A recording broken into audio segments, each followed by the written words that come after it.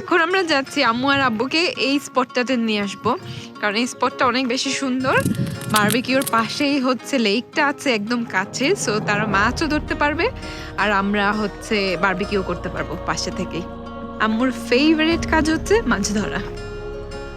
Who is the winner? Mashrur versus Shakib, go. 24,000 দ্বীপ আর পানিতে ঘেরা শহর স্টকহোম। ওয়ার্ল্ডের one of the happiest countries হচ্ছে সুইডেন। আজকে আপনাদেরকে ঘুরে দেখাবো সেই শহরটা যে শহরে আমি বড় হয়েছি। সো আজকে দেখাবো স্টকহোম আমার চোখ দিয়ে।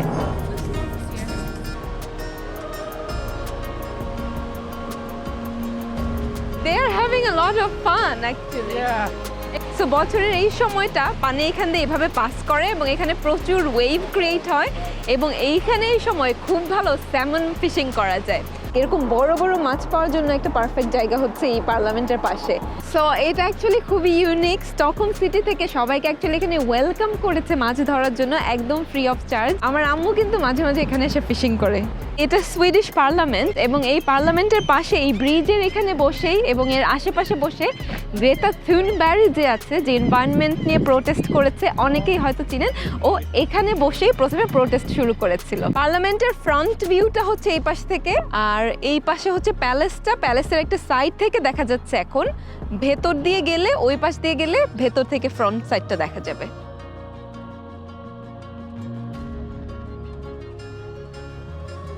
So this is basically heart of Stockholm. এই পাশে আছে রয়্যাল প্যালেস, এই পাশে আছে পার্লামেন্ট, তার পাশে আছে রয়্যাল অপেরা। স্টকহোমে নোবেল প্রাইজের উৎপত্তি হয়েছে। আমার পেছনে যে বিল্ডিংটা আছে স্টকহোম সিটি হল, এখানে প্রতি বছর নোবেল প্রাইজ উইনারদের ডিনার করানো হয়। আর ডিনারের পর নোবেল প্রাইজ উইনারদের বল মানে ডান্স হয় গিল্লেনে সলেন বা গোল্ডেন হল নামে একটা হলে। এই হলটা 180 লক্ষ গোল্ড কালারের মোজাইক টাইলস দিয়ে তৈরি করা। স্টকহোমের one of the most famous landmark হচ্ছে এই বিল্ডিংটা এবং এই বিল্ডিংটাও খুব সুন্দর। সাথে এই বিল্ডিংয়ের গার্ডেনে থেকে যে ভিউটা পাওয়া যায়, ইনসেইন একটা ভিউ পাওয়া যায় সিটির। Just this is well worth visiting. Just coming to city hall স্টকহোমে যদি আসেন, this is one of the must visit place. আর নেচারের সাথে মানুষের যে connection, that's what makes Stockholm special to me. Family day out, আমরা হচ্ছে একটা পিকনিক করতে এসেছি এখানে। আমরা যে জায়গাটাতে আছি এটা স্টকহোম সিটি সেন্টার থেকে মাত্র আধা ঘন্টার ড্রাইভ। আর পুরো স্টকহোমে এরকম প্রায় 300টা ন্যাচারাল রিজার্ভ আছে। আমার আম্মু আর আব্বু যেখানেই লেক পায় ওইখানেই মাছ ধরতে বসে যায় এবং একদম শহরের ভেতরে বাইরে মাইলের পর মাইল এরকম র নেচারই হচ্ছে সুইডিশদের সুন্দর আর হ্যাপি লাইফস্টাইলের একটা বড় কারণ। সাকিব হচ্ছে কাঠ আনতে গিয়েছে।